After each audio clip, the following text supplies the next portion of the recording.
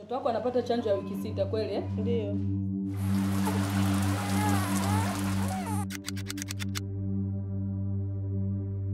Nimetokea mtaa wa Butiama, Mtoni Kijichi. Mimi ni mzazi ambaye na watoto wawili.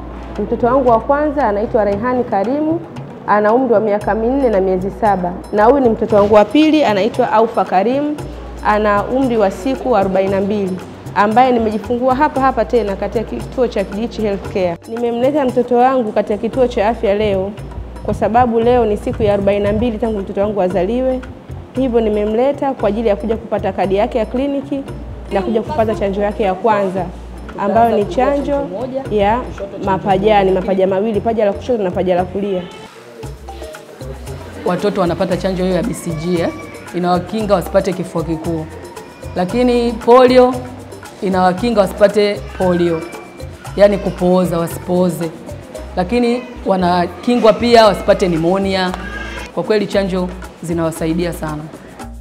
Mabadiliko ya chanjo unaweza kusema katika wilaya yetu ya Temeke yapo. Kwanza vituo vya kutoa huduma vilikuwa vichache, lakini kwa kipindi hiki sasa vituo vinaongezeka karibia kila mwaka.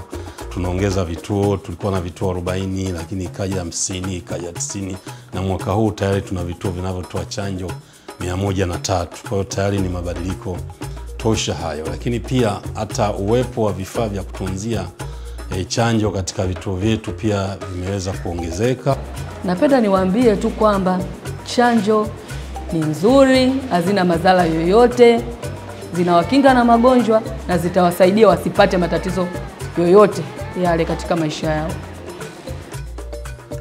Mafanikio ya chanjo, kwanza tangu ilipoanza mwaka 1975, mpango wa taifa wa chanjo ulikuwa na chanjo chache, lakini pia zilikuwa zinazuia magonjwa machache, lakini kadri tunavyokwenda yako mafanikio mengi. Kwa hiyo kuongezeka kwa chanjo, lakini pia hata magonjwa yale ambayo yanazuilika kwa chanjo sasa hivi nadra sana kutokea, kama ugonjwa wa surua.